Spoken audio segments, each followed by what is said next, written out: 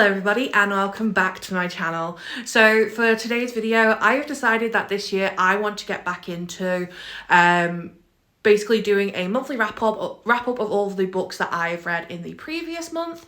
That does mean that sometimes in these wrap-ups it's going to include books that are going to be in vlogs that haven't come out yet, but with those ones I'm probably just going to not have my rating and I'm just going to talk about my general feelings for the book, and then you'll see my proper rating and everything when I actually do read it.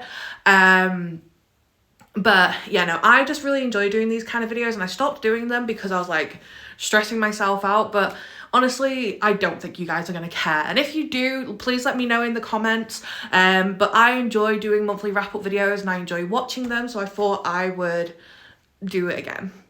So in the month of January, I read technically 8 books, but I'm going to class it as 9 because one of the books, I finished the majority of it in January. I literally just finished the last like 100 or so pages in on February 1st when I was travelling home from my brother's.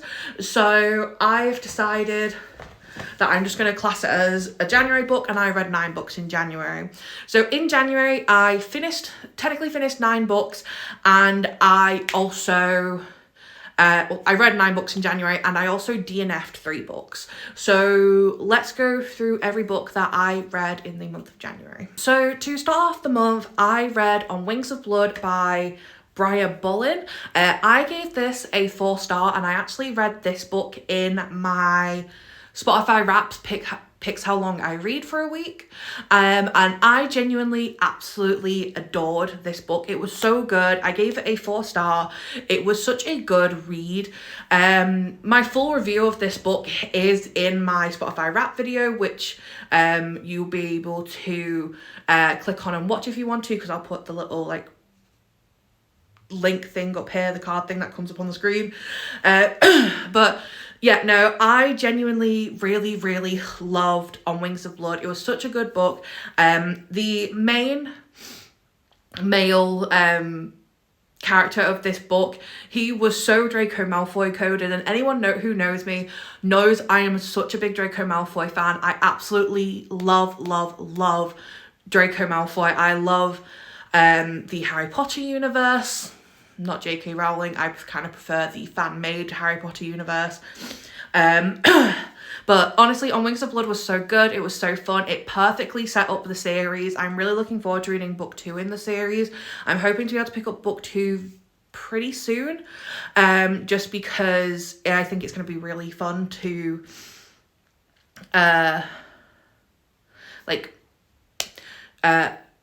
read and stuff, just because I really enjoyed the ending of book 1, because book 1 was looking at being a 3-star, but the ending of the book really bumped it up for me and it definitely became a 4-star. But I'm definitely really looking forward to the rest of this series.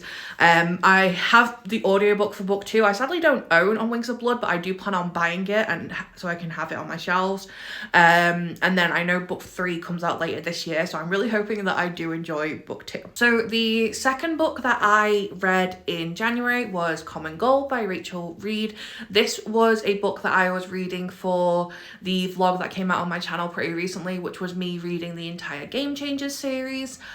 I absolutely adore the Game Changers series. I love these books, and I'm obsessed with the TV show that the books are based off of. And Common Goal is book 4 in the Game Changers series. I ended up giving this a 3.75. This one was definitely my lowest rated in the series. And the reason that this one was my lowest rated is purely for the fact that the reason that this couple didn't get together for such a long time, honestly, towards the end was really starting to irritate me. And it just started to feel very repetitive, and I just was kind of getting annoyed with it a little bit. So that is the reason why this one got a 3.75. It's still a good book, and I still genuinely really enjoyed the couple in this book. And I loved getting to see glimpses of like the other characters who show up in here and everything. But it just kind of didn't have the same feel for me that a lot of the other books in this series did, but it's still a genuinely really good book, and this series is honestly absolutely incredible. And if you want a sports romance series that is romances, definitely pick up this series because it's so good. Okay, so the third book that I read in January, it was my favourite book of the month. Honestly, this book was a 6-star read for me. I absolutely adored it. And this is in a reading vlog that quite literally came out a couple of days ago. And we have House of Flame and Shadow by Sarah J. Maas. This is the third book in the Crescent City series. And I gave this a 5-star. Honestly, this is a 6-star read for me. I absolutely adore this book and this book series. I love SJM's universe. I'm obsessed with all of them, and I'm officially up to date on all of her books because this was the last one that I had to read. So the fact that I have no more SJM books to read genuinely does kind of hurt my soul a little bit, I'm not going to lie. But I really enjoyed this book. I really loved these characters, and I cannot wait for what's going to happen next, just because with the ending of this book and how everything turned out in the end, I want to know what's going to happen with these characters next. I think there's going to be 5 books in this series. I'm not 100% sure, but I'm pretty sure I've heard people say there's going to be 5. I'm really looking forward to the next book, but I just don't know when we're going to get it, because I think the next book that we are getting will be the next book in the ACOTAR series. So I don't know. I don't think we're going to be getting the next book in this series for at least a couple of years. But yeah, I love this. I love these characters. SJM is such a good writer, and I genuinely really love all of her books. Every series I've read of hers has become a god tier series for me because I absolutely love them so much.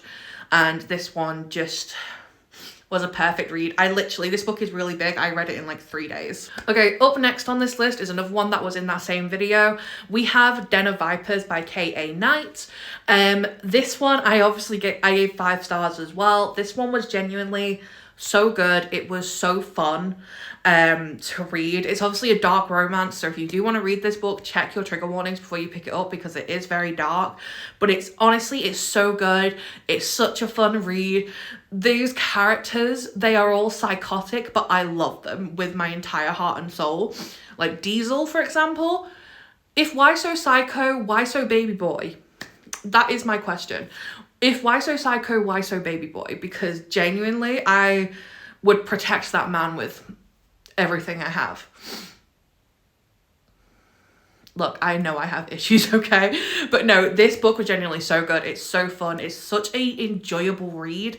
I love me a good why choose romance, and this one was definitely a really good one. The dynamic of the relationship between the people and the characters kind of reminded me of one of my favorite series, which is the Ryan series by Sadie Kincaid. It has very similar vibes to that, but this one is definitely darker than the Ryan series, but both still genuinely really good. But Den of Vipers was so good, and I genuinely really loved all of the characters and the storyline and the plot, and it's a good standalone as well, because a lot of the time when it comes to why chooses, they're part of a series. This one is not. This one is a standalone, and it's genuinely such a good read, and I really enjoyed it. Okay, so for the next 2 books, I'm going to do these ones together because they're part of the same series and they were in the same video. I read the last 2 books in the Game Changers series, Role Model and The Long Game. Role Model, it follows Harris and Troy. I forgot to mention who book 3 follows. Book 3 follows, I think it's Eric and Kyle. Yeah, Eric and Kyle. That's book 4. This is book 5. Book 5 follows Troy and Harris. This one was so cute. I gave this 5 star. I really enjoyed the relationship between Troy and Harris. This book had such amazing character development. It talked about some hard issues in this book that honestly were handled really well, and it just talked about it was just everything to me. I genuinely absolutely adored this. Troy and Harris are such a cute couple, and they were just so fun to read about, and I hope we get glimpses of them in future books. I think we will, because Troy is now on the same team as Ilya, who, if you know about Heated Rivalry, you know how much I love Ilya, my baby. But this book was genuinely really good, really fun. I had a great time with reading this, and I gave this a 5 star. And then the last one in the series is obviously The Long Game, which is the second book that follows Shane and Ilya. Obviously their first book is Heated Rivalry, and we're going to be getting a third book for them, which is called Unrivaled, which comes out I think in September of this year. The Long Game is a continuation of Shane and Ilya's story. It talks about how their relationship is in the future. It deals with like a lot of like their issues and stuff. This book is genuinely so good. I love the relationship between Shane and Ilya. They are genuinely one of my all-time favorite couples ever. This series just, I have an obsession, and when I was reading this series, I was reading it on my Kindle because I did not own the physical copies, but I got these, the physical copies as a Christmas present off one of my amazing, lovely best friends, Alice. She bought me books 1 and 2 and 5 and 6 in the series, and I bought myself books 3 and 4. But yeah, no, genuinely, this series just is so incredible. This one was a 5-star as well, obviously. Genuinely, I think I gave the majority of the books in this series a 5-star. I think 4 of them got a 5-star, and then 1 of them got a 4-star, and then obviously book 4 got a 3.75, but this entire series as a whole for me is a 5-star series in general.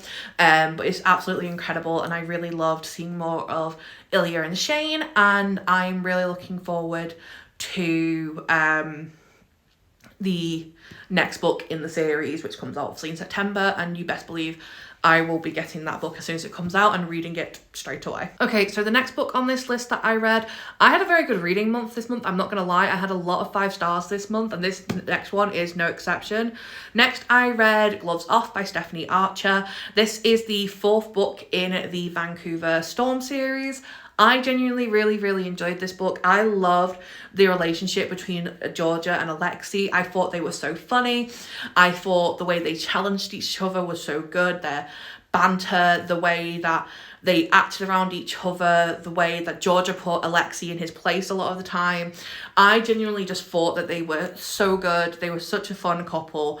I loved them with every fibre of my being, and I feel like this book really set up well for the next couple, for the next book, which the next book I think literally comes out tomorrow as I'm filming this, because I think it comes out on the 3rd of February. You best believe I'm going to be buying myself that book soon, because I really want to read it, just because I loved this one so much, and I'm so excited for the next one, which is The Wild Card. But genuinely, this couple was so incredible. Honestly, I feel like this one is my favourite in the series now, just because I really loved the relationship between these two characters. I loved obviously getting to see the other characters from the other books pop up in the background. This is just a fun little hockey romance series, but it's definitely an enjoyable one to read. And I'm glad that I finally read this book, because it's been on my TBR for a while and I just hadn't picked it up, but I'm glad I did finally pick this one up just in time for the new book to come out. So yeah, I'm very excited, and this is genuinely such an enjoyable read, and I think people should definitely pick this one up. And then to finish off the month, the vlog for these ones hasn't come out, but you don't need to know my ratings of these because, well, you know, I've read these before, but I've started doing a reread of one of my god tier all-time favorite series, the Boys of Tommen series. And in January I read Binding 13, and I read the majority of Keeping 13, which is why this one is being included in this vlog. I literally read like the last 130 pages of this yesterday. So obviously Binding 13 and Keeping 13 are the first 2 books in the Boys of Tommen series. Everyone knows that this is my god tier, 5-star, all-time favourite series. I have such an attachment to these books and these characters. I've read Binding 13 3 times now, and I've read Keeping 13 twice now, and I'm about to start reading Saving 6 very soon.